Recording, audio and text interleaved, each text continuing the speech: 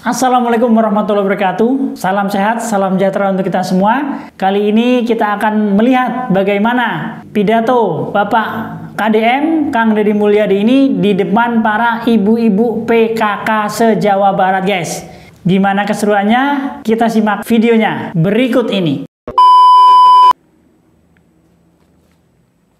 Bismillahirrahmanirrahim. Assalamualaikum warahmatullahi wabarakatuh. Sampurasun.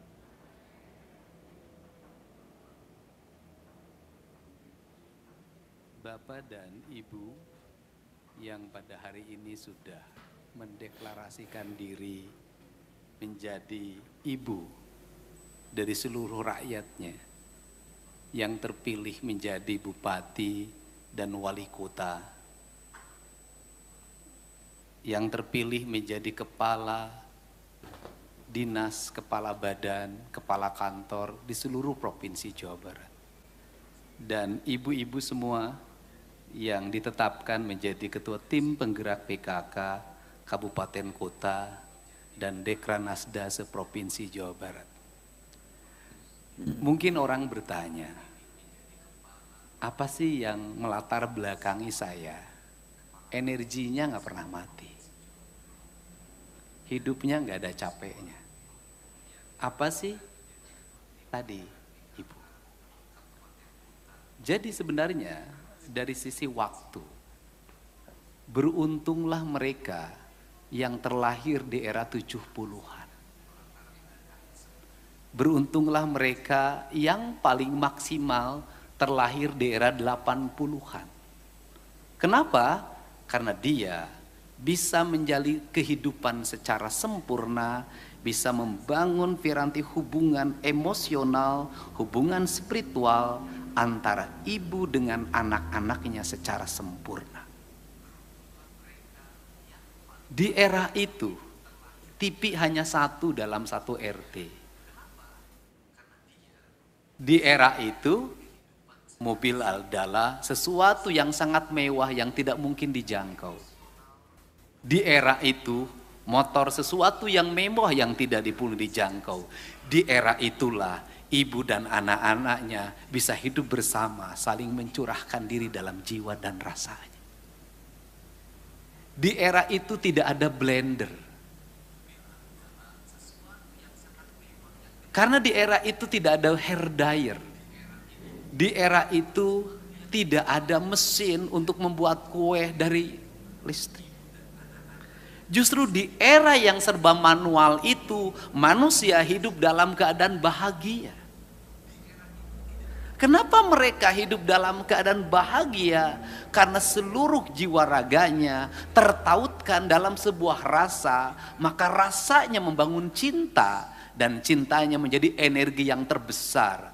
Maka tidaklah aneh kalau kita melihat di era 70-an ibu memiliki 12 anak, tetapi bisa mengurusnya dengan baik tanpa pembantu.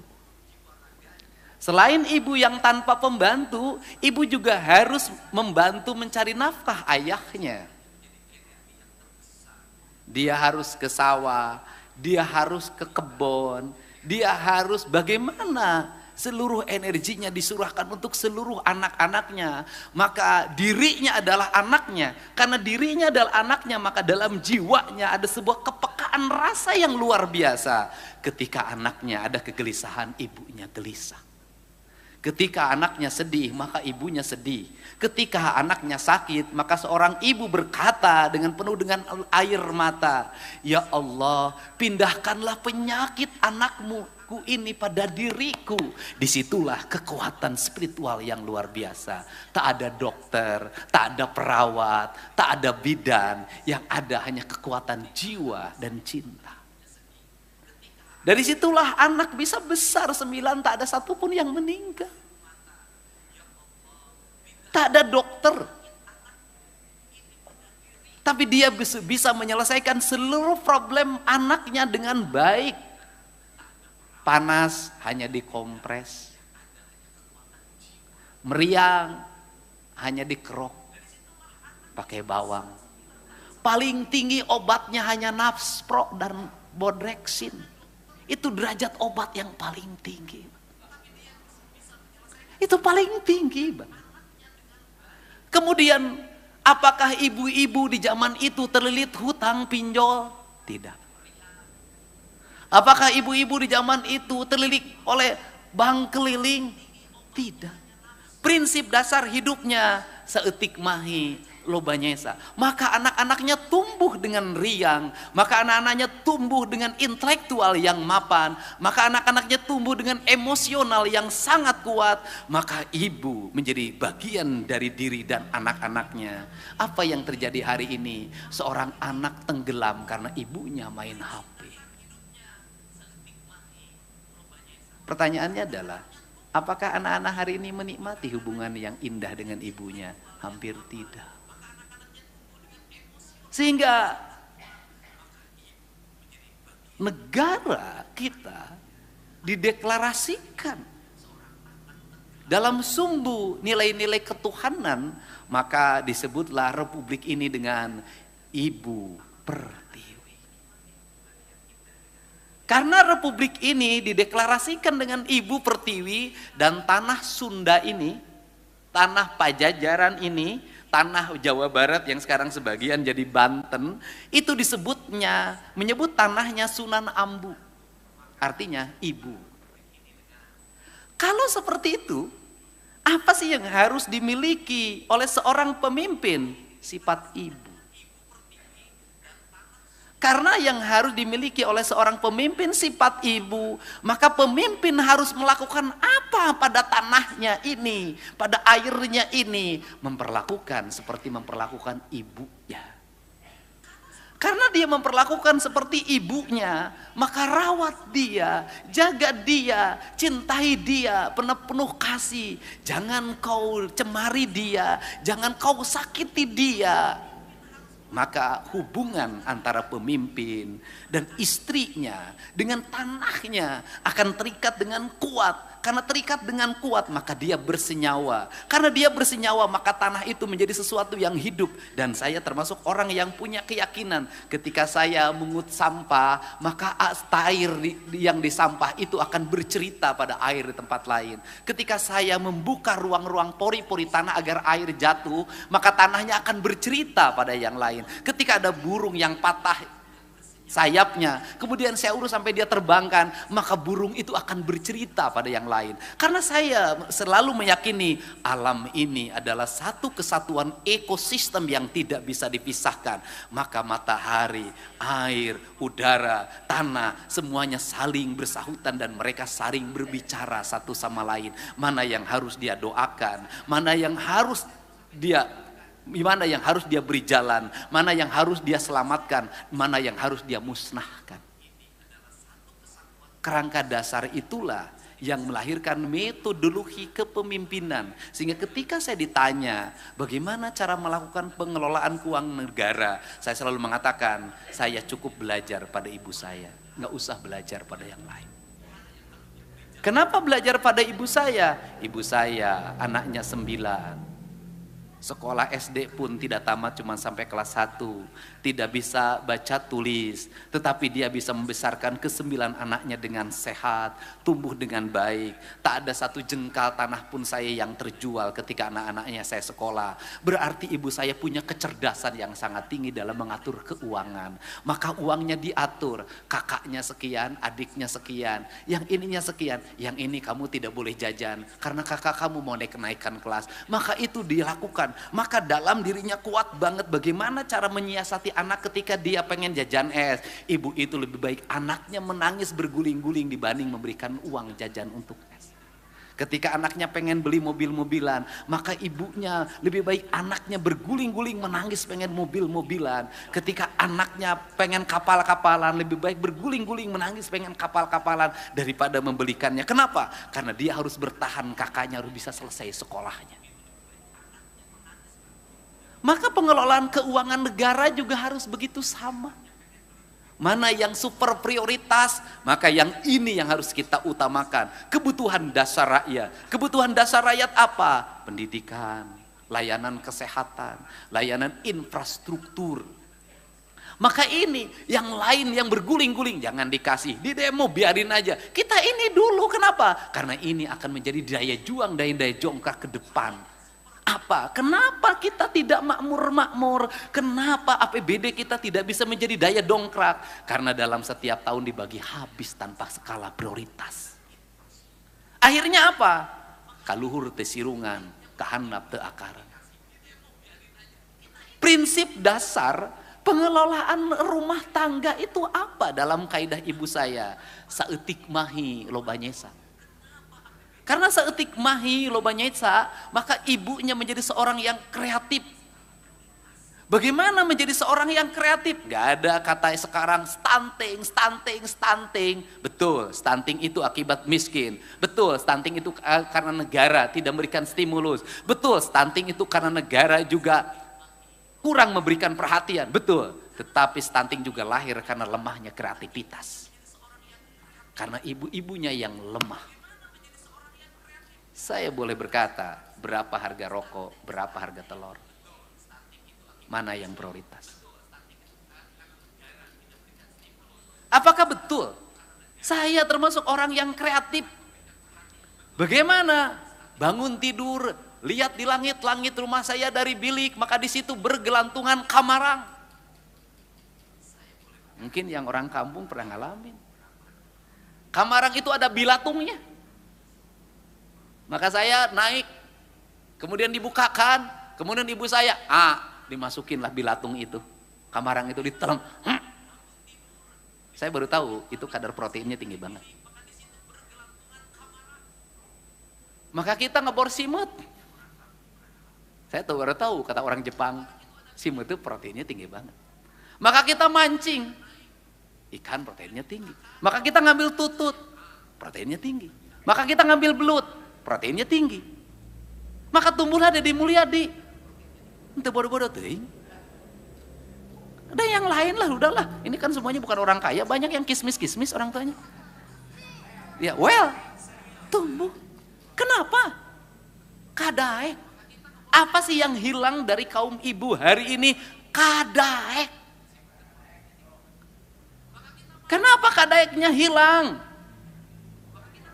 Nyeseuh geus embung, nyetrika geus embung, semuanya sudah tidak mau. Apa sih yang berproblem hari ini? Hilangnya kreativitas. Apa yang, ingat loh, hati-hati negara dalam membuat kebijakan. Jangan juga, betul negara bertanggung jawab pada A kemiskinannya, pada B, pada C. Tapi ingat juga, tidak semua juga subsidi negara diberikan pada orang yang disuapin terus-menerus, orang itu tumbuh. Tidak, dia tetap sepanjangnya menjadi miskin. Hati-hati. Saya tuh orang yang tukang memberi.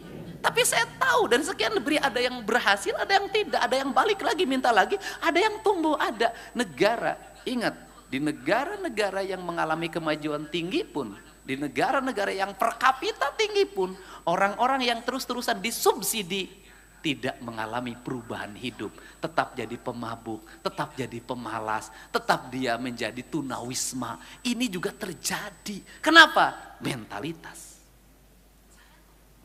Untuk itu hati-hati juga kita dalam membuat kebijakan tentang subsidi. Hati-hati juga dalam memberikan bantuan. Kenapa? Bantuan itu membuat dua mata pedang. Yang satu mengisi perutnya, yang satu juga melumpuhkan pikirannya. Ini terjadi, Pak. Nah, setelah itu apa yang terjadi ketika masyarakat juga mindsetnya tidak dirubah? Antrian orang berharap pada bantuan. Ada antrian orang yang berharap pada bantuan. Hari ini para bupati harus mengakui sulit menggerakkan orang hanya sekedar menyapu hari ini. Sulit menggerakkan orang hanya sekedar gotong royong hari ini. Kenapa? Di mindset otaknya adalah hari ini duit. Akibat dari apa? Akibat dari tetangganya dapat PKH, tentaranya dapat bantuan pangan non tunai, dia tidak kebagian, dia merasa tidak adil. Kenapa dia harus disuruh jadi nyapu di halaman? Kenapa disuruh kerja bakti? Sedangkan yang dapat PKH, bantuan pangan non tunai, subsidi lainnya, dia enak-enak betul hidupnya. Apa kebijakan negara yang harus dilakukan menurut saya hari ini adalah merombak mindset berpikir ini. Negara memberikan subsidi, tapi negara juga harus bisa merubah pola perilaku hidup manusia warganya. Bagaimana caranya? Ibu PKK, para bupati memetakan. Dikasih, yang nerima bantuan PKK harus dikasih sapu lidi. Anda harus nyapu dari sini ke sini dalam setiap hari. Mereka yang terima subsidi pendidikan sekolah gratis, Anda harus dikasih harus pelajaran. Di kelasnya Anda harus rajin nyapu di ruangannya, nyapu di halamannya. Ke sekolahnya Anda harus jalan kaki. Setelah itu pulang dari sekolah Anda harus mengembala, harus ikut industri kreatif, harus ini, harus ini, harus ini. Agar berubah kehidupannya. Kalau tidak, maka gelombang masyarakat miskin baru akan terus terjadi. Kata tadi Pak Sekda mengatakan Gini rasio di Jawa Barat sangat tinggi, ranking ke-30 37 dari 38. Kita ranking terakhir. Bisa jadi ini disebabkan karena mayoritas orang Jawa Barat pemalas. Apa yang terjadi? Pergeseran hak kepemilikan, hak atas tanahnya. Contoh, orang Depok. Tadinya tanahnya itu kan dijual untuk bikin kontrakan. Karena pengen hidup dari kontrakan. Akhirnya apa yang terjadi? Kontrakannya juga dijual. Maka Cina, Tiongkok merubah strategi itu. Strategi di Tiongkok adalah tanah-tanah yang dimiliki oleh masyarakat desanya, kalau kita masyarakat kelurahan agak dalam, itu tidak boleh diperjualbelikan. Orang-orang kota ke situ tidak boleh membeli, hanya boleh menyewa. Maka ada villa, villanya sewa. Sawah, sawahnya sewa. Kebun, kebunnya sewa. Maka orang desa ini tetap hidup. Orang kotanya tidak usah memiliki hak kepemilikan, tetapi dia setiap bulan memberikan subsidi pada orang desa dalam bentuk sewa, sewa, sewa. Ingat loh, dalam peta yang terjadi hari ini adalah orang Jakarta bergeser karena tanah di Jakartanya mahal, membeli di Bekasi. Karena di Bekasi tanahnya mahal juga, beli di Kerawang. Saya tahu tuh. Karena tanah penggusuran juga geser lagi ke Purwakarta. Sehingga seluruh daerah yang dingin hari ini, yang itu kaki gunung, tidak ada lagi miliknya orang setempat. Semua yang pemilikinya adalah orang Jakarta, orang Kerawang, orang Bekasi. Itu sih Jawa Barat. Nah, kalau seperti ini kan harus ada rumusan. Bagaimana kita merumuskan konsepsi pembangunan? Maka konsepsi pembangunannya harus dimulai dari mana? Pendidikan. Maka saya menerapkan pendidikan berkarakter.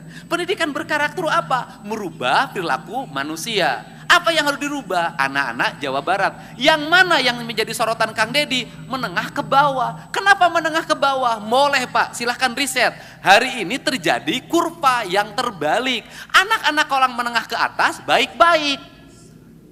Orang tuanya struggle pada anaknya. Kalau nakal dikit masukin boarding school. Maka terbentuk jiwanya. Anak bupati rata-rata baik. Anak camat rata-rata baik. Anak lurah hari ini rata-rata baik. Konektivitas ideologi transformasi politiknya berjalan. Dia gaul sama ini, konektivitasnya jalan. Dia sekolah gaul sama ini, konektivitasnya jalan. Besok lulus sekolah sudah punya konektivitas. Siapa hari ini yang nakal-nakal? Mohon maaf, anak kelas menengah ke bawah. Cek Bu, beda tahun 80-an. Tahun 80-an, tahun 70-an, anak orang kaya males-males. Anak orang miskin seperti saya kerja keras. Sekarang terbalik. Ibu dicek deh, silakan. Yang suka nongkrong di pinggir jalan, motor beber-betar, kelas ekonominya rendah. Yang saya selalu menemukan anak yang berkelahi, ditusuk, dibacok, pasti menengah ke bawah. Kan ini tantangan.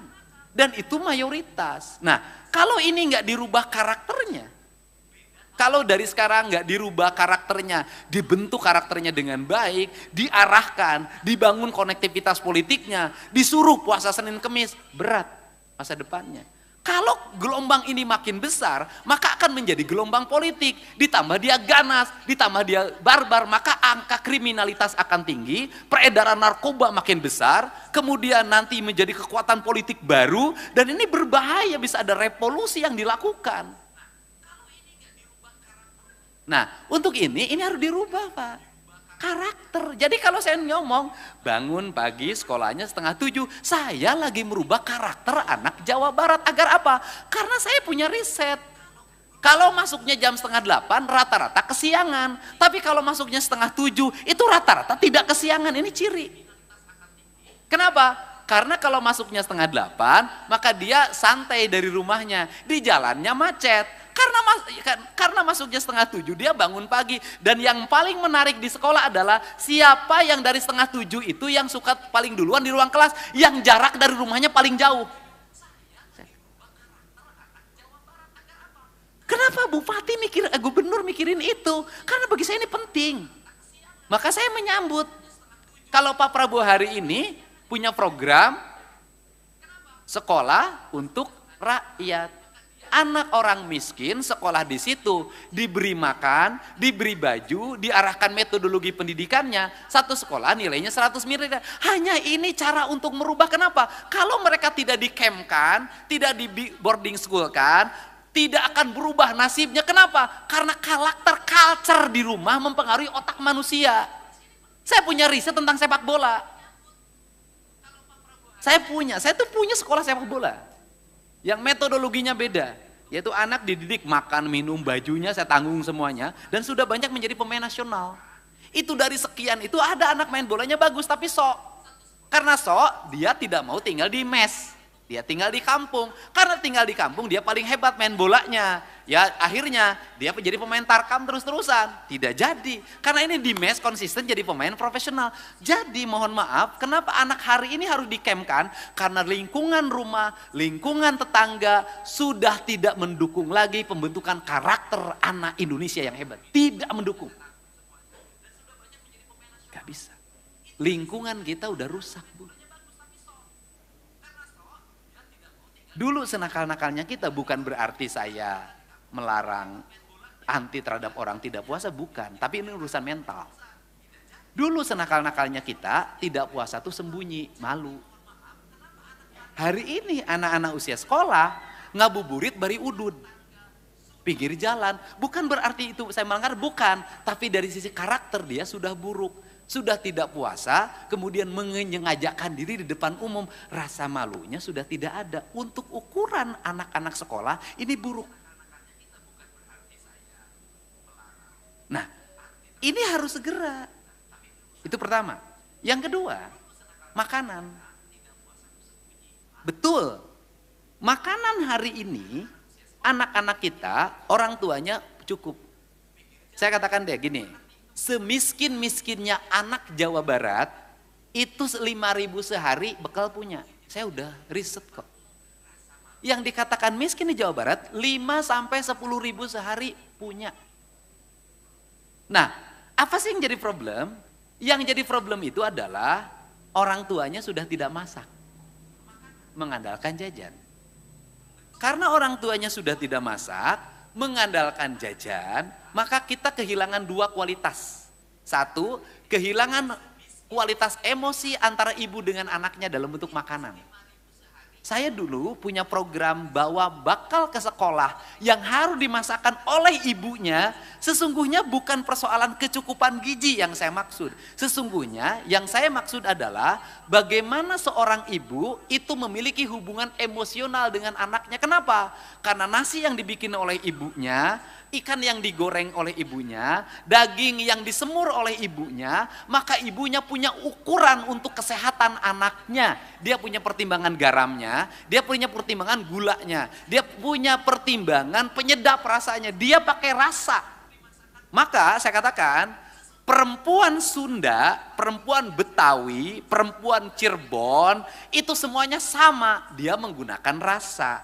Maka pengelolaan rumah tangga itu menggunakan rasa. Karena menggunakan rasa, masak pakai rasa, sambal pakai rasa. Makanya makanan Sunda susah dibuat franchise. Nggak bisa. Kenapa? Nyambel nggak ada. Saya belum pernah dengar yang nyambel cengek 3 gram. Nggak ada. Masukin, uya, rekuh. Ya tergantung perasaan. Lamun salakina keur berger deui kitu aja gitu. Bari ceurik, inget loh. Ibu kita dulu kalau disakitin oleh bapak itu menumpahkan seluruh perasaannya ketika masak. Kalau ibu-ibu sekarang menumpahkan perasaannya di TikTok. Dulu sambil masak. Bapak si ate teh balik-balik. Geus 2 poe. Leheng cenah iku awewe mah mending bisingku rampok. Nah, karena rasa, maka di situ ada tumpahan. Maka anak yang ibunya mengalami derita terus-terusan karena sakit oleh bapaknya, itu mengalami pertumbuhan yang buruk. Kenapa? Karena masakannya itu doanya doa kesedihan. Sia kades ya, nu keur salakina beger sia mun anak siang lai. Itu doa kesedihan. Nah, karena dengan rasa, maka menyajikannya dengan rasa. Maka di situ rasa itu adalah tumpahan doa. Kalau bahasa saya itu adalah bahasa spiritual. Maka itu kekuatan. Maka masakan Sunda nggak bisa, Bu. Masakan Sunda di franchise nggak bisa. Nggak bisa. Ya, tukang sambalnya nggak bisa sambal di franchise, nggak ada, nggak bisa. Nggak bisa. Makanya masakan Sunda ketika dia franchise, nggak ada yang enak kecuali yang aslinya. Nggak bisa. Beda dengan yang lain. Nah, karena tidak bisa, karena ini urusan perasaan. Karena urusan perasaan saeutik mahi lo biasa. Maka manajemennya pakai manajemen hati. Karena manajemen hati cenderung ada aspek-aspek yang irasional mistik. Itu loh, itu bedanya. Jadi aya we jalan teh, saya kasih tahu aja, aya we jalan.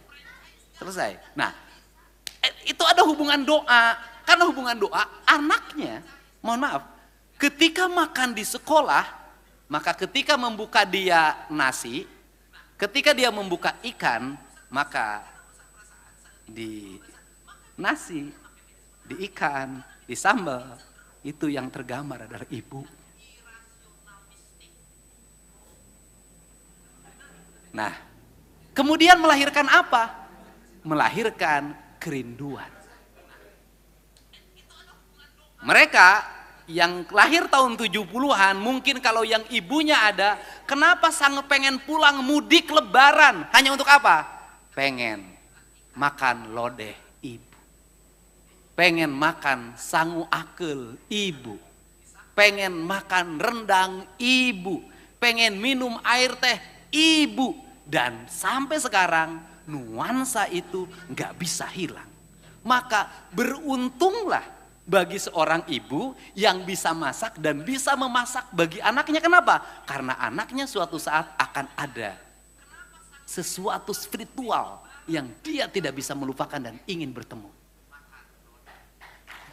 Ini penting. Nah, saya tidak berarti. Nah, kemudian apa yang didapat oleh anak-anak kita hari ini? Jajanan di sekolah. Kita tanya, yang jualan makanan itu di pikirannya apa? Doa untuk yang memakannya atau keuntungan yang ingin didapatkan? Karena keuntungan yang didapatkannya, mereka nggak berpikir kesehatan yang memakannya, pertumbuhan yang memakannya. Yang mereka pikirkan hanya satu, ada untung enggak dari yang dia jual. Maka anak kita sudah menjadi bagian dari yang dieksploitasi untuk sebuah kepentingan materialisme. Dan kita jangan mengorbankan anak-anak kita karena ini. Kenapa? Masa pertumbuhan mereka tidak akan pernah terulangi lagi. Penyesalan itu nanti. Yang berikutnya adalah sifat tegas. Hari ini orang tua tidak memiliki sifat tegas pada anak-anaknya. Orang tua kalah oleh anaknya. Dia kalah. Tidak tega.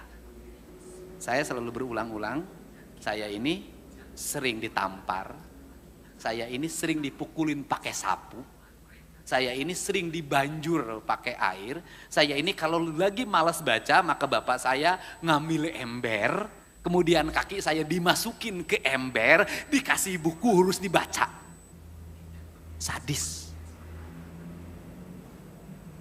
Kemudian tedai ke masjid diciwit. Ternyata keras itu, tegas itu melahirkan memori yang indah sampai hari ini. Kita berpikir andai kata waktu itu tidak mendapatkan ibu yang koret, tidak mendapatkan bapak yang tegas, saya tidak mungkin seperti hari ini. Bayangkan dengan ibu yang sekarang sudah ekonominya rendah, anaknya menekan. Maka ibu hutangnya bertumpuk. Ini harus selesai, kelas ini harus dipotong. Dengan cara apa? Program makan bergizi, itu solusi. Tetapi program makan bergizi yang dikeluarkan subsidi bagi negara, oleh negara, per siswa dalam setiap hari. Tidak akan berarti kalau budaya jajan, anak sekolah tidak berubah. Kenapa? Dua-duanya jebol, duit negara jebol, duit keluarga jebol. Saya ingin apa? Ketika negara jebol duitnya, maka keluarga harus aman duitnya. Maka program menabung itu menjadi bagian solusi untuk masa depan. Gurunya harus tegas, orang tuanya harus tegas. Kenapa? Harus punya masa depan. Negara itu kan, kenapa misalnya saya mendorong infrastruktur harus selesai, sekolah harus selesai, puskesmas harus selesai, rumah sakit harus selesai, semua harus selesai. Karena harus ada batas waktu di mana kita tidak ngomong itu lagi. Harus ada batas waktu kita tidak bicarain jalan lagi. Ada batas waktu tidak ngomongin rumah sakit lagi. Ada batas lagi kita tidak ngomongin puskesmas lagi. Ada batas waktu tidak ngomongin sekolah lagi. Ada batas waktu kita harus mulai berinvestasi. Berinvestasi untuk apa? Ekspansi. Jawa Barat, sawahnya hilang. Tetapi kita harus tetap punya sawah. Sawah kita di mana? Bisa jadi di Papua. Sawah kita di mana? Bisa jadi di Kalimantan.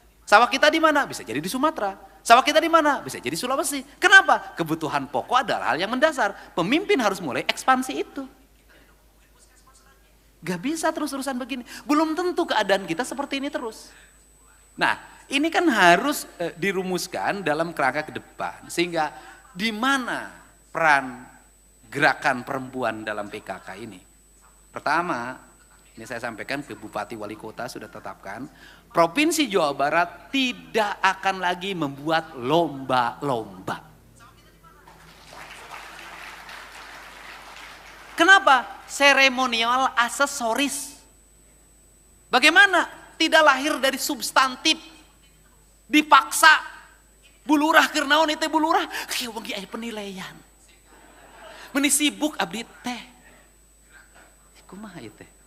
Habis penilaian, Ibu Lurah latihan pidato. Bu Lurah itu sibuk oleh latihan pidato. Ibu-ibu latihan lampak sekar. Ibu pokoknya nangke kudu kanilai ke Ibu Bupati. Kita ayah Ibu Gubernur, gubernurna insan boga.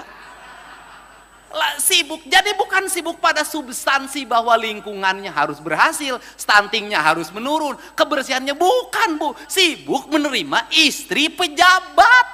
Yang stres itu bukan bagaimana meningkatkan kualitas masyarakat, bukan. Yang stres itu takut istri pejabatnya tidak puas.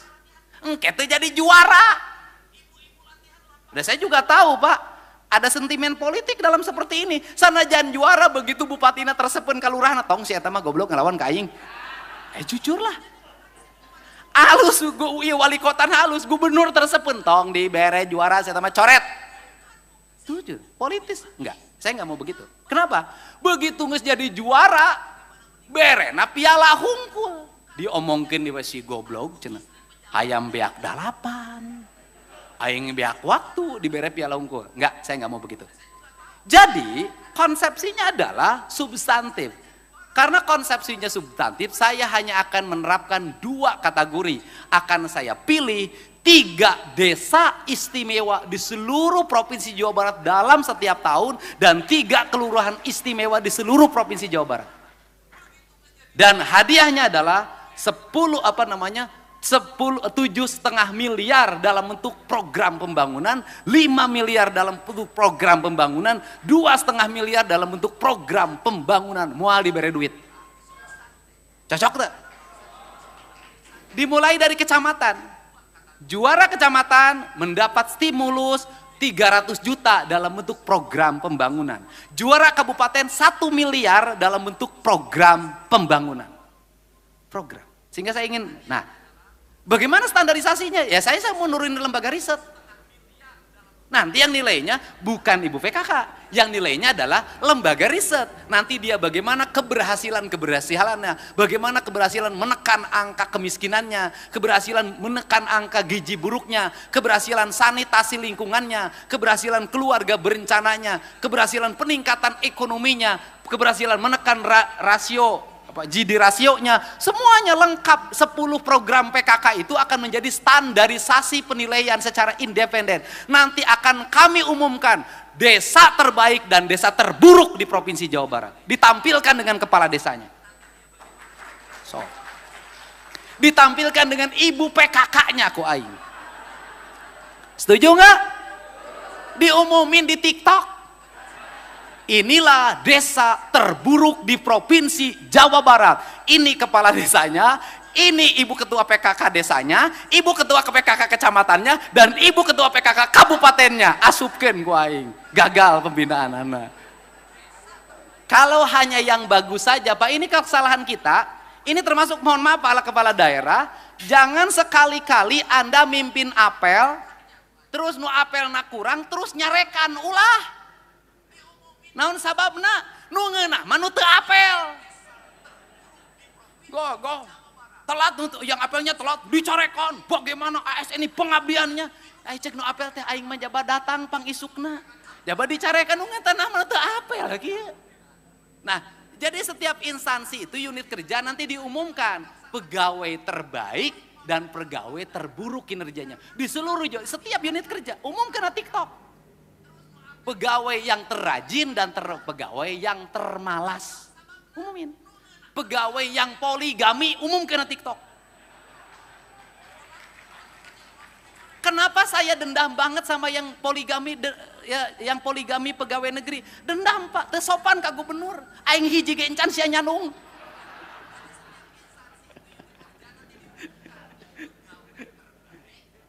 Ya, jadi ini ya, jadi ini kerangkanya. Untuk itu saya mengucapkan terima kasih pada Kesatuan Gerak PKK dan Provinsi Jawa Barat akan ngasih stimulus buat PKK desa, Pak, di seluruh Jawa Barat, tetapi difokuskan untuk kebersihan dan penanganan stunting. Tuh, jadi insya Allah tidak akan capek, Pak, insya Allah ya.